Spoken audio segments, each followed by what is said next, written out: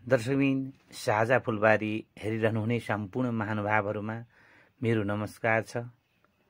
गोलमती धम्मदान बौद्ध विहार यो निर्माणको क्रम सुरुवात हालैमा भएको छ।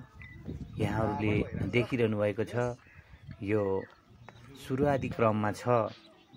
यसलाई दण्डबहादुर थापा गेलाङ ज्यूले यो निस्वार्थ एक रोपनी 30 साना जग्गा यो दान गर्नुभएको हो। यसमा हाम्रो गोलमती धम्मदान बौद्ध विहारको मूर्तिको लागि त्यो बेस बनाउने क्रममा हाम्रो यो रडहरू काट्ने, गाँस्ने, बङ्ग्याउने यो कार्यक्रमहरू चलिरहेछ है हजुर। ल कोही उतातिर हेर्नुहोस् त, कोही उतातिर ढुङ्गा फुटाइरहेछ, कोही उता सोलिङ गरिरहेछ। ल हेर्नुहोस्, तीव्र रूपले काम अगाडि बढिरहेको जानकारी गराउँदछु। धन्यवाद।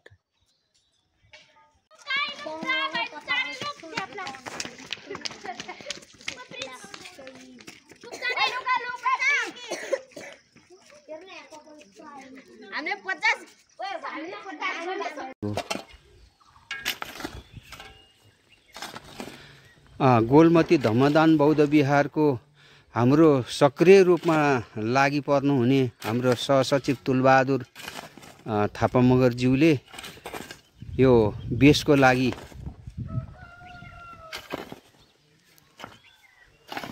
माटो तान्ने काम सुरु गरिरहनु भएको छ। यसै गरी काठमाडौँबाट आउने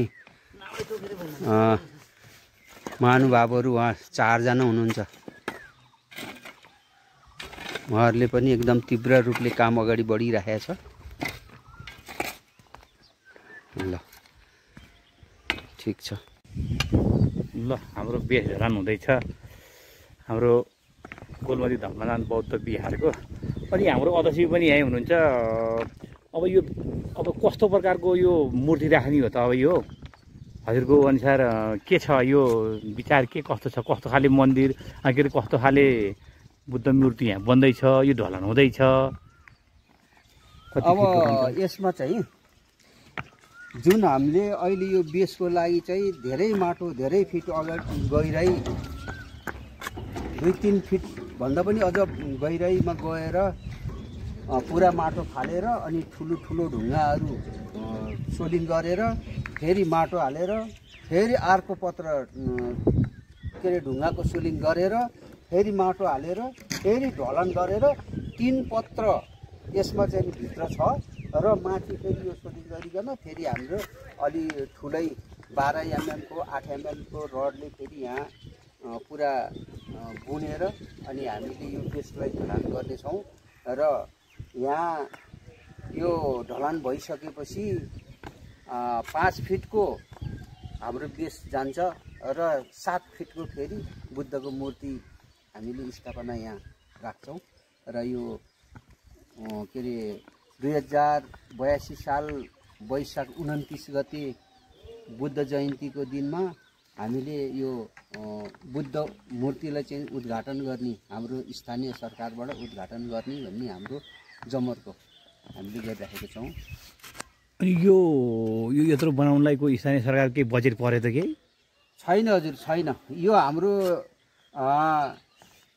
दण्डबहादुर थापा गेलाङ र हेमाजीको तर्फबाट यो उहाँको बाजे बज्यूको नाममा यो 1 रोपनी 15 आना जग्गा निःशुल्क दान गर्नुभयो।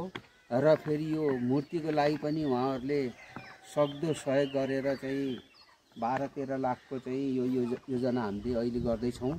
र हामी चाहिँ त्यही दाताहरूबाट र एनजिओ आइएनजिओ स्वदेश विदेशबाट अब दाताहरूले चाहिँ सहयोग गर्यो भने त्यसैबाट चाहिँ यो भवन निर्माण, यो एरियाको चाहिँ सम्पूर्ण डिपिआरको चाहिँ यो खाका अनुसार बिस्तारै त्यो योजना अनुसार चाहिँ हामी अगाडि बढ्ने योजना गरिराखेका छौँ।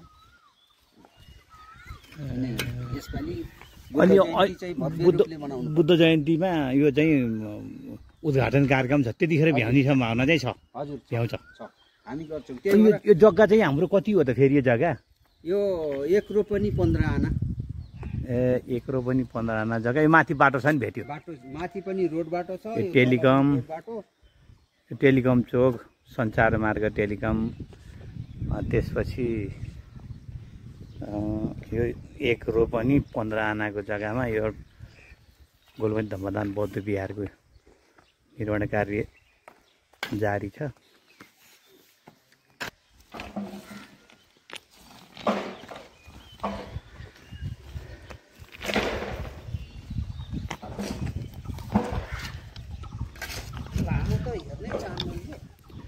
अनि यो बुद्ध मूर्ति बनाउनलाई हजुर अलि बनाइरहनु भएको छ।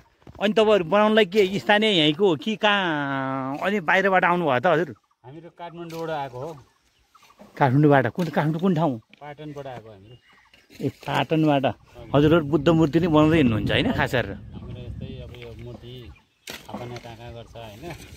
अब यो मूर्तिको लागि नै हाम्रो हिजो अस्ति पनि हाम्रो उता सिम भन्छौँ, अब उता यो के अरे गाउँपालिका बिम्बरे गाउँपालिका वडा नम्बर 9 मा हामीले सिम भन्छौँ तारिबिर भन्ने ठाउँमा नै हामीले यसरी नै यो गुरुङ बर्जेको मूर्ति बनाउनु गएको थियो। त्यहाँबाट चाहिँ अलिक मूर्ति त बनाउँदैछ, अहिले सिकेको छैन। अब यहाँनिर हतार परेको भएर चाहिँ यता हामीहरू आएको। ल ठिक छ, त्यसो भए बुद्ध जयन्तीमा यहाँ पनि भ्याउने भनेर अब जोडतोडले काम हुँदैछ। ल ठिक छ, ल बेस्ट अफ लक। हजुरहरूले बनाउँदै हुनुहुन्छ मूर्ति, राम्रो होस्।